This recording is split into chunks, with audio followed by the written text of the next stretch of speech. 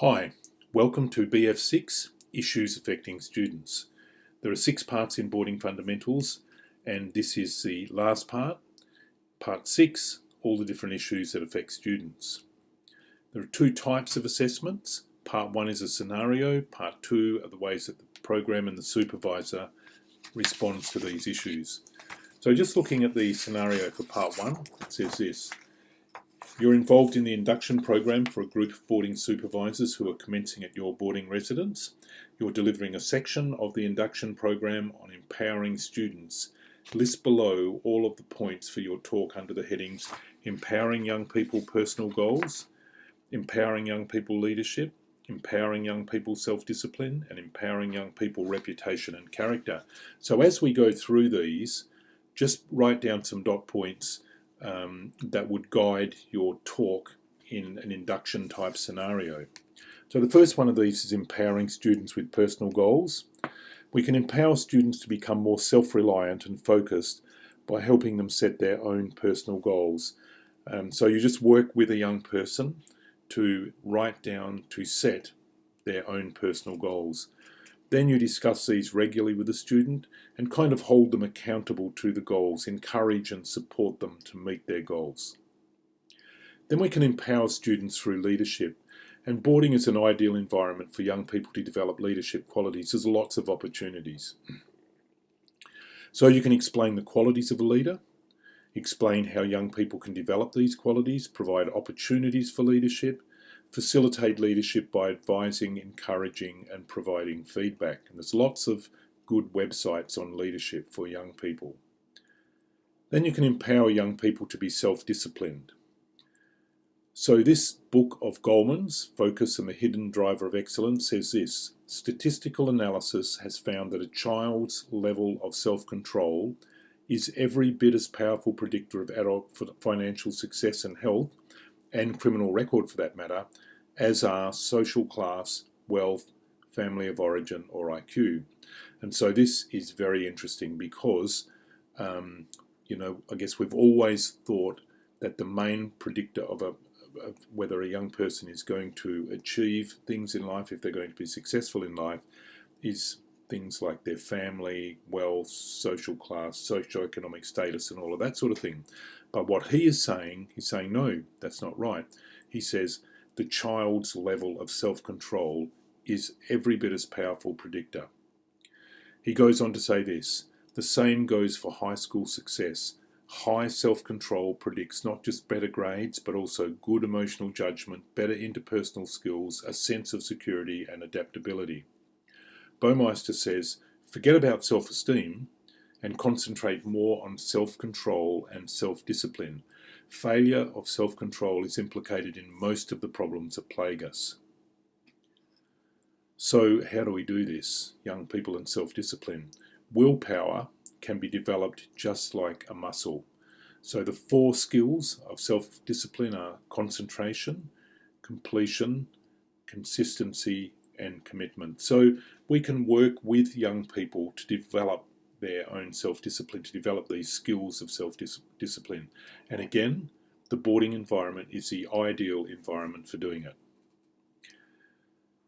We can empower students by talking about reputation and character, just reflecting on reputation and character and building positive character traits.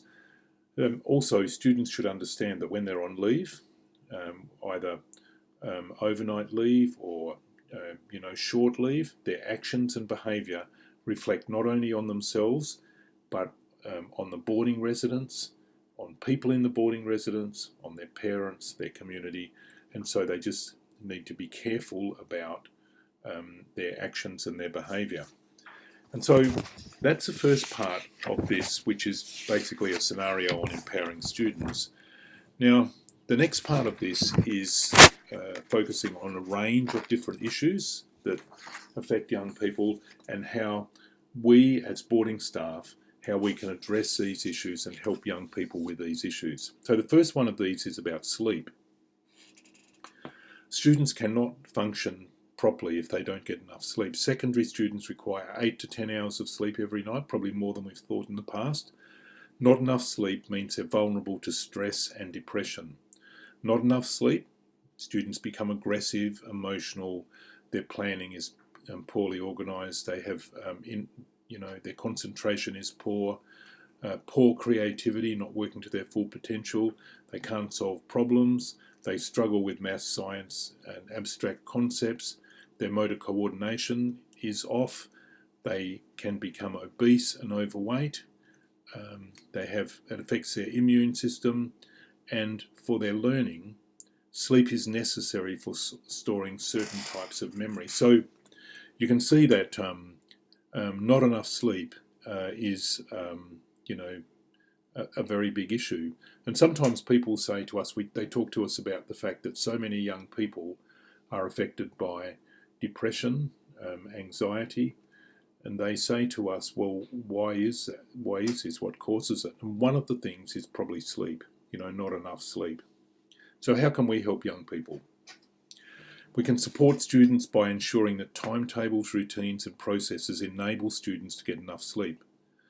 So just making sure that what we do in the boarding residence will enable them to get enough sleep. We can educate students on the importance of sleep, just to help them understand the slide we just looked at, and help them develop their own sleep habits and practice. So if you write that down for number 2, the importance of sleep. Then we're going to look at family breakup. This is very hard for everybody involved, and especially young people. Every family breakup situation is different, but young people need to feel safe and secure, and the boarding environment can provide that stability. Young people can be confused and surprised, really. When parents break up, they can be angry, sad, insecure. They can feel abandoned or rejected, and there can be loyalty conflicts. So they're not sure whether they should be supporting mum or whether they should be supporting dad. There are all these sort of loyalty conflicts. The feelings about breakup can be just as strong as parents. A lot of this also depends on their age, their development, their temperament, resilience. Young people find it very hard to adjust to the new situation all at once, and they need time and space to process this. So how do we help? And you'll see in your notes that there's, in your assessment, that there's a place for 4 items here. So just being available to listen or provide referrals. Keep things as predictable and consistent as you can. That's important. Regular contact with their parents, grandparents and other relatives, people that are important in their lives. And then let teachers and other people know without breaching confidentiality. And the way that we do that is to let people know what is happening without providing the details. So we might say, look, Susie's family are involved in a breakup, and she might need some support, she might need a little extra help, and if things are going wrong in the classroom, this is probably why it is. So we do that without giving them all the details. Just a few things about the law. The Family Law Act 1975 says that when a family breaks up, children have the right to know and be cared for by both parents, regular contact with special people, and protection from abuse, neglect, or family violence. Parenting plans tell us where the student will live, how and when they'll spend time with each parent, how and when they'll spend time with other important people, what will happen for holidays and special occasions, and how parents will take care of their schooling, healthcare, emotional and well-being and religious needs. So that's what a parenting plan has in it, the details of those sort of things. Parenting orders are made by the court, so they're legally binding, and parents have to go back to court if they want to change the order. The court can impose penalties if the parents do not do what's outlined in the parenting plan. So these are fairly serious. So what about parenting plans and boarding? The head of boarding needs to know these arrangements, all the relevant parts of the parenting plan or parenting order.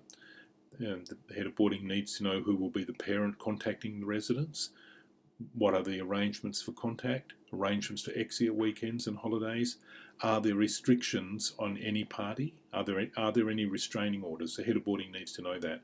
And so then the head of boarding will convey all of that to the boarding supervisors on a need-to-know basis. Okay, let's move on now to talk about technology, managing technology, and we call this young people in a digital dilemma because there's so much that's good about this new digital age, being connected, social media, etc. There's so much that's very good about that, but there are also issues. The generation we're dealing with, Generation Z, have only ever known a digital or online world. They've only ever been connected, and that has been an essential part of their daily life. So for Generation Z, they've got an era of connectivity. They've got so many platforms and apps. It's an infinitely varied, stimulating, multicoloured world. And this can be very positive and enriching. It can also distract and cause significant harm. So the way we want to talk about this is we want to talk about the benefits of it, how we can use these new technologies, and then we want to talk about the challenges and how we can be involved in helping young people develop safe use, appropriate moral use, and balanced use of the new technologies. So let's have a look at the benefits. The new technologies help learn, recall and retain information. They can improve classroom learning, particularly for maths and science. They promote innovation and creativity. They enable efficiency and productivity. They help us stay sharp through things like gaming and competition. There's improved support for young people with disabilities. They can support physical activities such as Fitbit, DDR dance and all that sort of thing. We've got very easy access to information. We can keep in touch with friends and family, not feel isolated. We can keep up to date with news and events and get access to things like health information. But there are some issues. So we just want to have a look at some of these. So cyberbullying is one of these issues. It's the use of technology to bully a person or a group with the intent to hurt them, socially, psychologically, or even sometimes physically.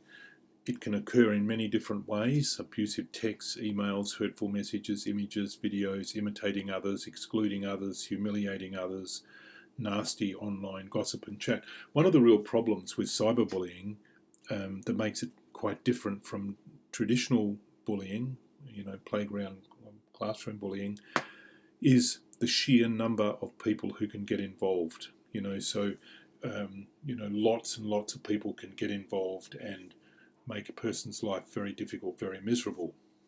Image-based abuse is intimate or sexual photos shared online without consent, either to humiliate a person or to shame them or just for the entertainment.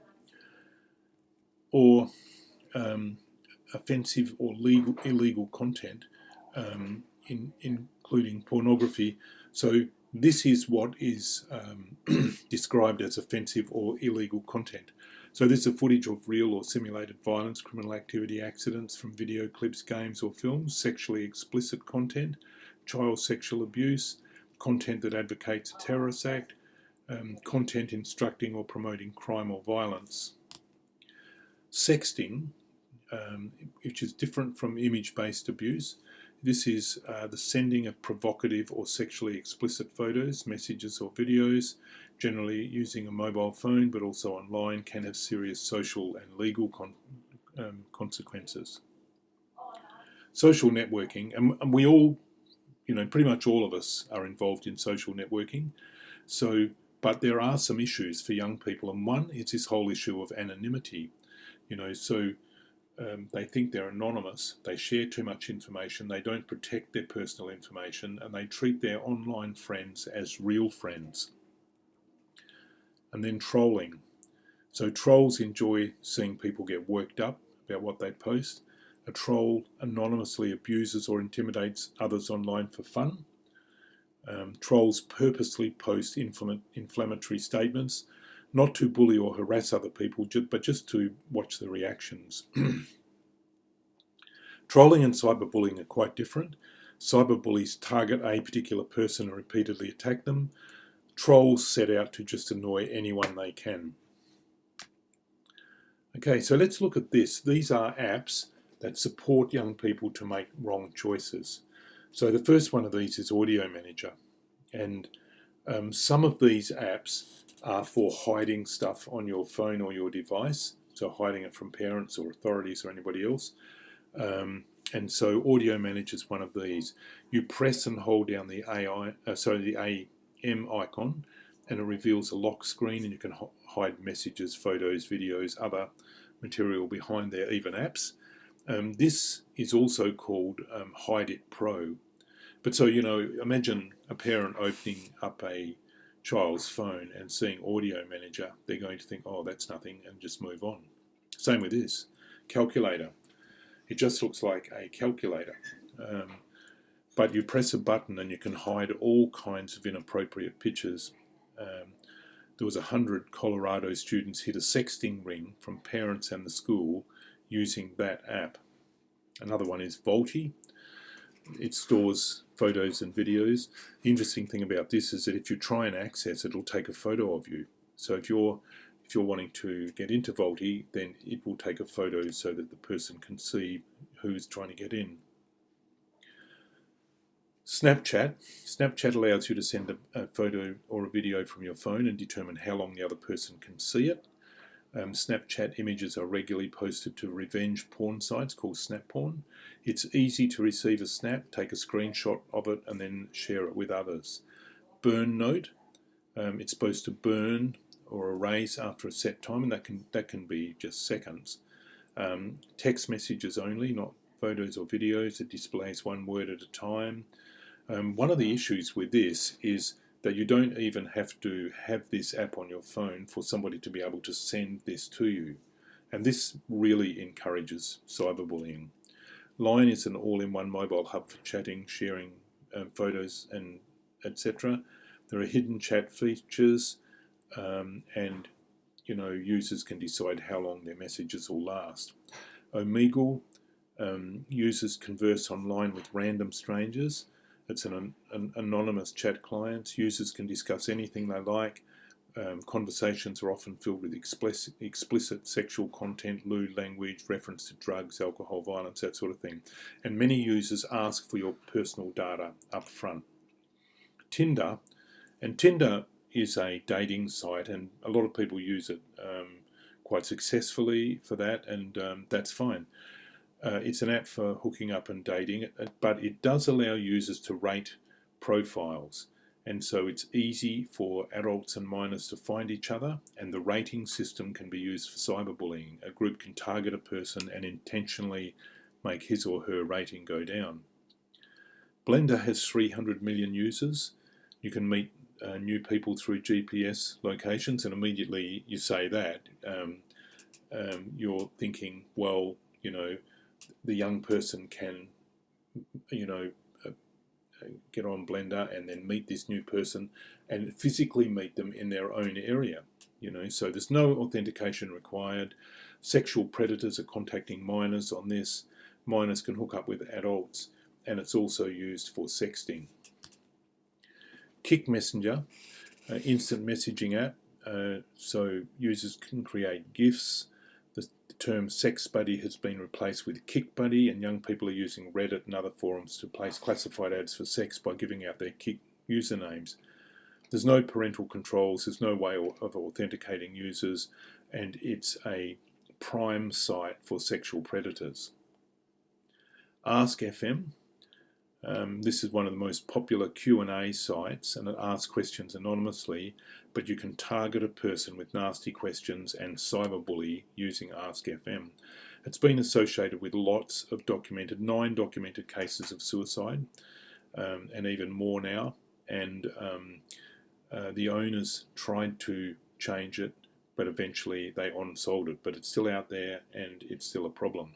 So all of these are the sort of apps that are not helpful for young people. We should know about them, and we should talk to them about them. So they basically fall into different categories. Some where they enable you to hide things from other people, and that encourages young people to access and to store stuff on their phones.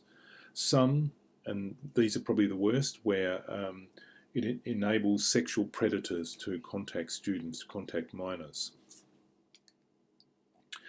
Let's talk about video games or gaming for a moment. If we're looking at video games and gaming, research is pretty much always on the negative impacts of it, but there is an emerging body of research focusing on the positive influences of gaming.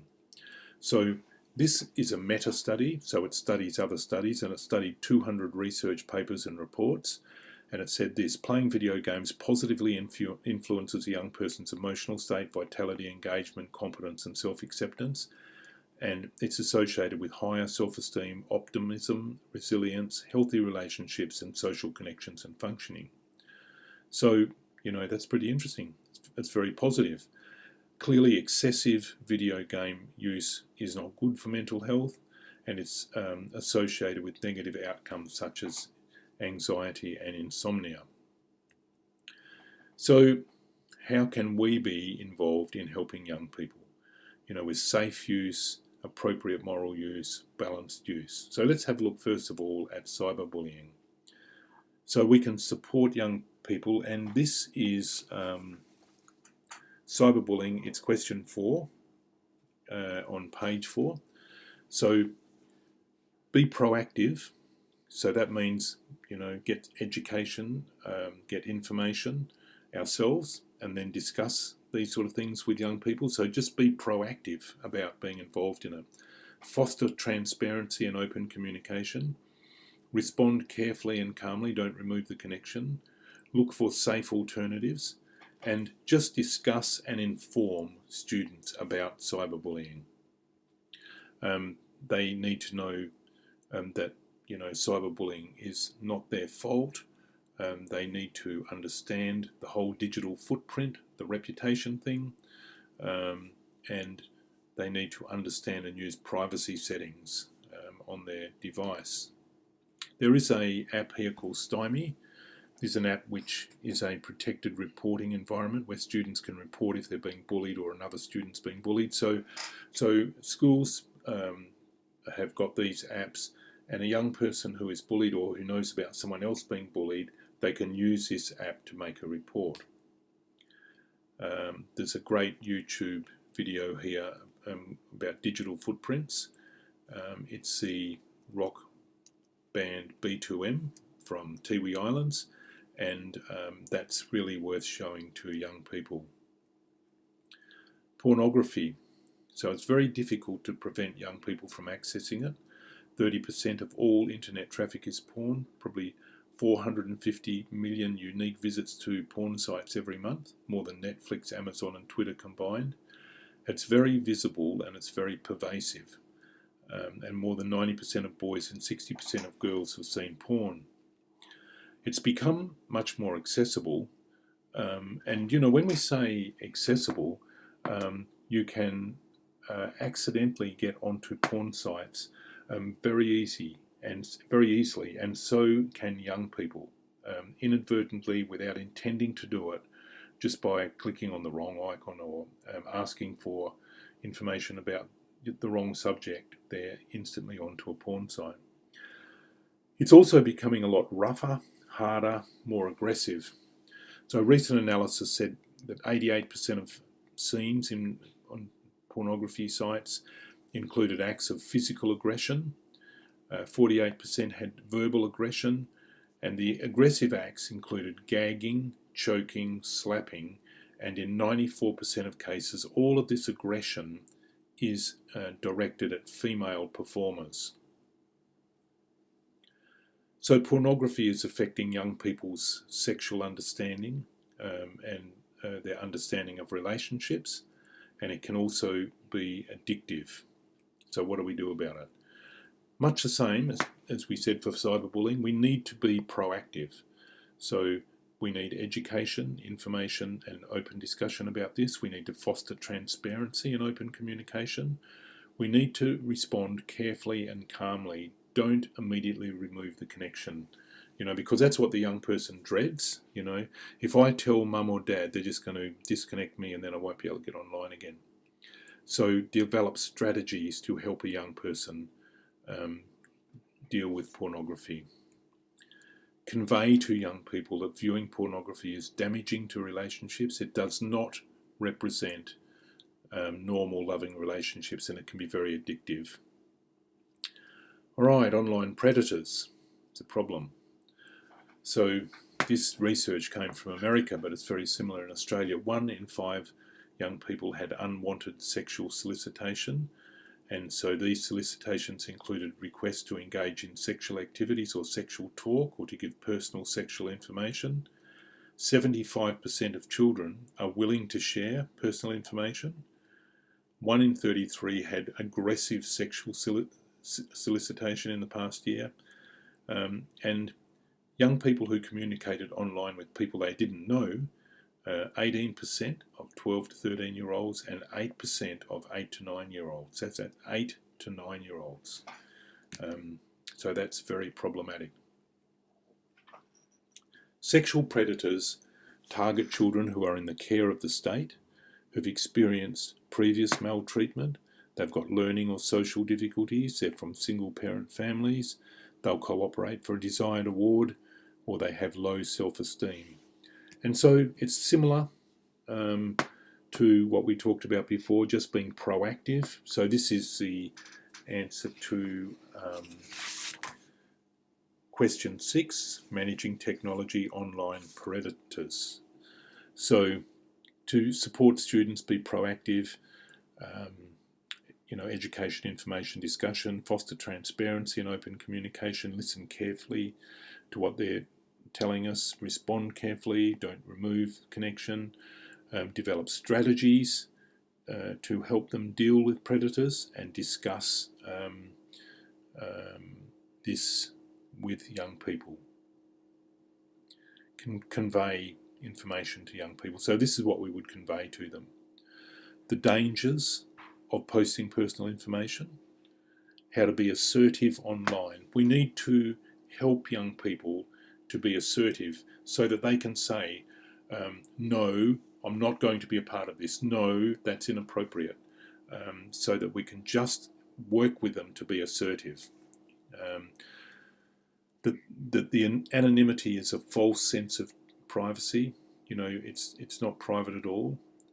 To be truthful about their age. We need young people to be truthful about their age. We don't want them saying they're 19 when they're only 13. So they need to be truthful.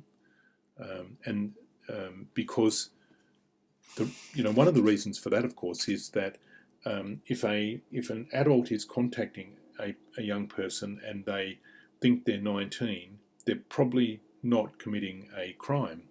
But if the young person says, no, I'm 13, well, then they are clearly committing a crime. And just to be critical of online interactions as they would with strangers in the real world.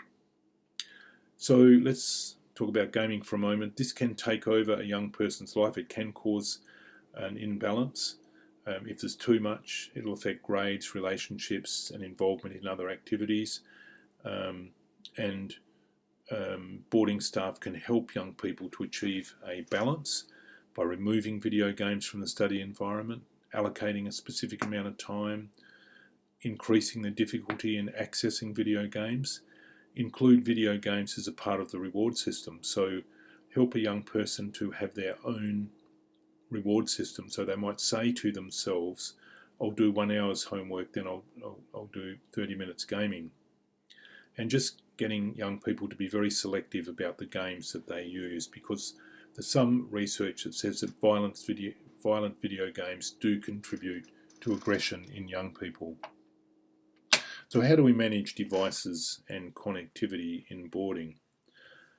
There's really lots of options, but the 3 main options are that you allow students to have phones all the time and just get them to be accountable for using phones at the right time. Collect all the phones at bedtime and hand out again after breakfast, or some schools don't even hand them out until later in the day. Or allow senior students to have phones at all times and junior students hand phones in. And that's probably one of the more common ways of dealing with phones. All right, so that's technology. It's a very big subject. We've gone through it fairly quickly, but I hope that's been of some use to you. So let's have a look at some other issues that are affecting young people. death and bereavement. So if there's a death in the family or a person who's close to the student, the head of boarding will usually be the person to tell the student about the death. But it may be you. You may have the relationship, or you might be the only one who's there at the time. Sometimes the residents will have access to a counsellor or a chaplain or a psychologist, priest or a pastor, or somebody who can provide grief support. When you're advising a student of a death, take the student into an area where they'll have some privacy. Break the news gently, bit by bit, so that you're not causing great immediate shock to the person. So, explaining to them, look, I've got some very bad news. This is going to be tough. Just building up like that, providing sufficient detail, acknowledging the student's emotion, let them cry, and to ensure that the student has access to family, preferably by phone. The head of, we've looked at this, so students will react in different ways in the days after they've suffered a loss, so we just really need to continue the vigilance. Sometimes you may need to involve a counsellor, so you may need to get professional help if this is continuing. If a staff member or a teacher or a student dies, most of the students will be affected, and we should not underestimate the impact. We should, again, lead in gently and provide sufficient detail so that young people know what's going on, and also provide people so that if they are very upset, very distraught, they can talk to somebody. Okay, let's go on to talk about balanced diet. And this is probably not a big priority for young people in boarding, but it can affect their energy, their appearance and their health, and the habits that they form during these years will often stay with them. So what do? Ensure that the food provided is a balanced diet, so work that out with the kitchen. Provide education about a balanced diet. And then if you've got specific young people that require help, advice, counselling, professional help, then we provide that help or provide access to those referrals. Okay, so let's move on. We're going to look at homesickness. So this is suffering caused by being away from family, friends, homeland. This is consuming thoughts of home, family, familiar things from home. It's usually a combination of depressive and anxious symptoms, withdrawn behaviour. So how do we deal with it? Engage with the young person and give them individual attention. Try and distract them, and this is a very effective strategy, just by involving them in a range of different activities, so distracting them away from the homesickness, just from sitting there thinking about it all the time. Give them regular times to phone parents, encourage students to send home photos and descriptions of all the wonderful things they're involved in, encourage relationships with peers, such as support buddies, ensure that students involve themselves fully in the program, and communicate with parents to get their support. And a lot of people who you talk to about this, they will say the very first thing they do, if a student looks like being homesick, the very first thing they'll do is that they'll ring the parent and they'll say, look, your student could be homesick, this is how you can help us. And they would work with the parent and show them how they could help. Okay, so let's move on to self-image, and this is very important for young people as well. It's what you think you look like, how you see your personality, what kind of person you think you are, what you believe others think of you, how much you like yourself or think others might like you, the status that you feel you have. Self-esteem is how you feel about yourself or how you value yourself. So when we're talking to young people about self-image, we should be positive, but we should also be realistic. A self-image that's unrealistic can be just as big a disadvantage. So this is interesting. A person with high self-esteem acts independently, assumes responsibility, takes pride in their accomplishments, tolerates frustrations, attempts new tasks and challenges, handles positive and negative emotions, offers assistance to others. A person with low self-esteem, they say it's like driving through life with your handbrake on. So low self-esteem, they try and avoid new things. They feel unloved and unwanted. They blame others for shortcomings. They feel or pretend to feel emotionally indifferent. They are unable to tolerate a normal level of frustration. They put down their own talents and abilities, and they're easily influenced. So how do we help? Number one, we need to be very careful about how we act and react towards young people, what we say around them. So this is question 10. And then discuss this stuff with young people, about self-image, the events that impact on our self-image, and discuss all of this with young people. Just a couple of other things here. We need to value a young person's unique identity as a person, focus on their strengths, their growth, their improvement, positive and constructive feedback. Discuss confidence busters such as, all the messages that we get from media and music. Practice positive self-talk. Avoid judging young people on how they look. Discuss the problems of celebrity culture. Spend time with others who are positive. And discuss issues such as bullying and cyberbullying. Sometimes you may have to refer if there's significant changes in a student, or if there's just like an ongoing concern that there's no improvement, because this can be very damaging or very debilitating for a student and cause them to become quite depressed.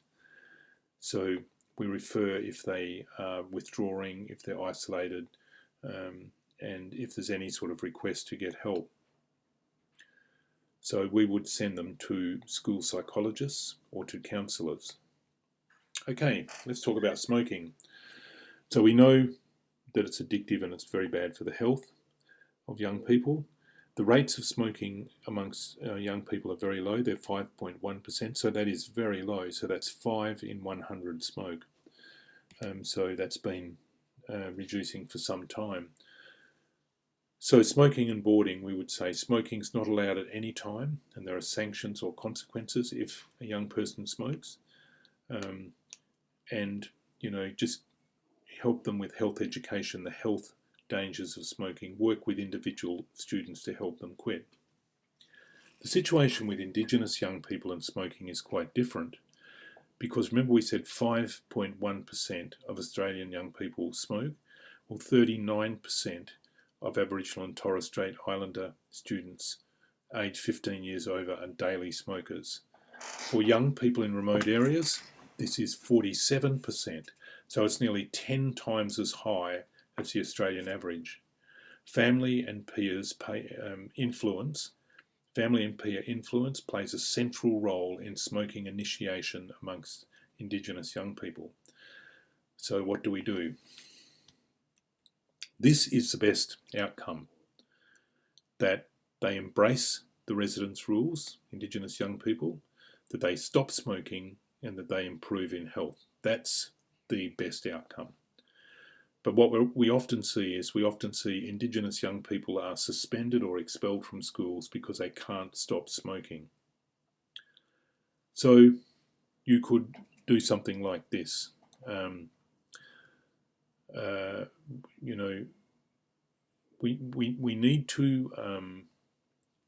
We need to just be very aware that the situation for Indigenous young people is quite different. So before we get on to what we can do, let's have a look at this. It's very detrimental to just send the student back to the environment where family and peers are going to continue to influence the student to smoke. Suspending or expelling them just for smoking is detrimental. The residents can't turn a blind eye to a practice where there's so much evidence of short or long-term health effects. So you can't just pretend that Indigenous young people are not smoking if they are. You can't turn a blind eye to it. To simply state that the rules are the rules and if you can't conform you must leave, that doesn't help the student and it doesn't help the school. So this is a way forward here. This is one possible way forward. So The first is to use school-based smoking interventions, and there's 6 school-based smoking interventions that are used around Australia, 6 programs. They're all very effective, and so you can use those and have them available to use all the time, and have gentle, consistent pressure all the time to quit smoking. You would have much more serious consequences for smoking inside a building. And part of the reason for that is it affects other young people, and also another person might come into the building and smell cigarette smoke and think, oh, it's okay to smoke in here. You must not allow them in any way, or must provide much more serious consequences if they're smoking with other students, because they could be initiating smoking for young people who are non-smokers, and we don't want that. Much more serious consequences if they're providing cigarettes to others. And so there might be less serious consequences if you're aware that a student is smoking. So they might walk past you and you might smell that they've been smoking, and so you would stop them and say, you know the rules, you know you're not supposed to be smoking, please do not smoke here. But it's a less serious consequence. And the result, of course, is that the student continues in boarding. They're not suspended or expelled. They can continue in boarding to complete their education. It's complex, the whole smoking issue and Indigenous young people. So let's talk now about drugs and alcohol. These alter the body's function either physically or psychologically. Some of these are legal. Some of these you're allowed to have, like alcohol, caffeine, tobacco, prescription medication. Others are illegal. Methamphetamines, cannabis, ecstasy, cocaine, heroin, all of those are illegal, of course. The abuse or incorrect use of drugs has a significant effect on young people's well-being and their progress in school. And then, of course, their lifelong habits after that. So we need to address it in school. So this is a really good environment, boarding, for helping young people learn about the risks. We can support young people for positive lifestyles, and there's lots of good resources like Paul Dillon's book, Teenagers, Alcohol and Drugs. Okay, let's go on to talk about disabilities. So disabilities can be total partial loss of a person's bodily or mental functions, total partial loss of a body, organisms causing disease or illness, malfunction or malformation or disfigurement of a person's body, learning disorder, or a disorder, illness or disease that affects a person's thought process. And these can result from accidents, illness, they might come from genetic sources, they might just come from disorders. So a disability can affect mobility, the ability to learn things, or the ability to communicate easily. And some people have got more than one disability. So 1 in 5 people, about 4 million people in Australia, have got disabilities. The largest part of these, of course, are physical disabilities, nearly 84%. Mental and behavioural disabilities are 11.3%, and intellectual or developmental disabilities are 4.8%. So that's a very small part of the disabilities. These are the types of disabilities: physical, intellectual, mental, sensory, neurological, learning disability, physical disfigurement, or immunological, the presence of organisms causing disease in the body.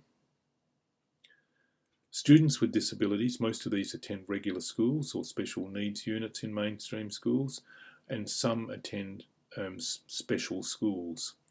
The Disability Discrimination Act says it's illegal for schools to discriminate against a young person on the grounds of disability, except where the enrolment of a student with a disability would impose an unjustifiable hardship on the school. So how do we deal with this? And this is not the answer to the question, by the way. This is how we generally treat a young person with a disability.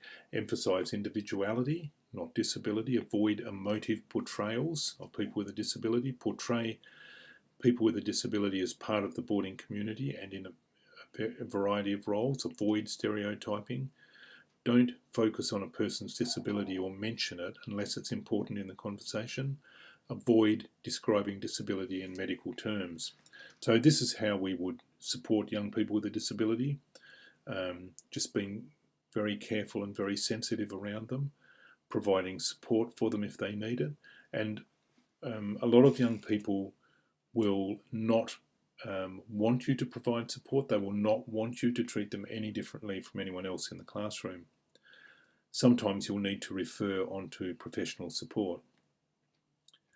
Okay, let's talk about gifted and talented students. We're using here Gagne's model, the generally accepted definition of giftedness and talent in Australia, because there's lots of different ways of looking at this, describing it, defining gifted and talented. So gifted are those whose potential is distinctly above average in one or more of the following areas of human ability: intellectual, creative, social, or physical. So they're gifted students. So giftedness is that broad potential that includes a range of abilities and talent.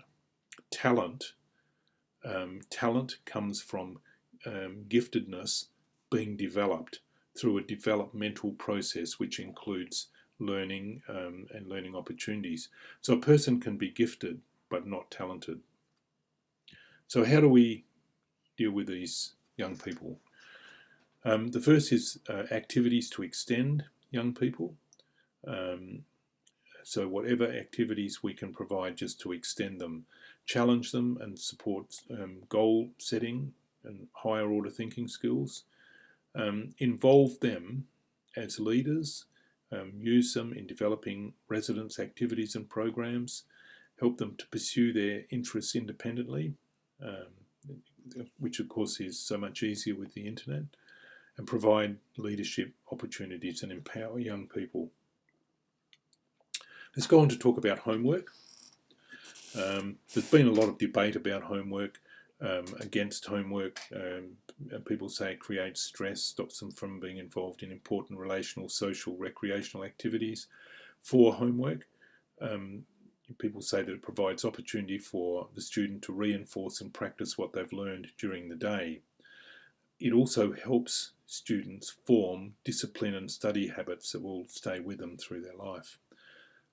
So the science behind homework is that in the classroom during the day we're using our short-term or working memory. So we might be in maths, using our short-term or working memory to learn some new maths concept, and then we go into science in the next period, and we then learn some new facts in science which overwrites what we learned in maths. Then we go into English and learn something which overwrites what we learned in science. So this short-term memory or working memory is being constantly updated. Not quite as simple as that, it's a little bit more complex, but that's basically the science behind it. So revising these key skills increases the likelihood of a student remembering and being able to use those skills in a variety of situations in the future. And this contributes to their overall education. So this is the best type of homework. We don't want young people just doing busy work. We want them doing homework that will really help them, that will really reinforce the learning that has occurred during the day. So how can we support young people? Provide feedback to teachers and parents, have a study environment that supports the student, maximise the benefits of homework, free of distractions, and support from supervisors and tutors. The amount of time for homework, they say 30 to 45 minutes a day in year 5, 45 to 90 by year 9, and 1 to 3 hours per night for year 10 to 12, but year 11 and 12 students, when they're studying for exams, they would do even more. Okay, so let's talk about academic support. The primary purpose of most student residences, boarding residences, is to support the academic development of the student and to support the school in the provision of those learning opportunities. So how do we do that? We have a culture which values and encourages academic learning. We have the best study environments and support for study and homework. We have sufficient time for study and homework. We help young people to set their own goals for learning, homework and study, and we empower students to develop habits of self-discipline.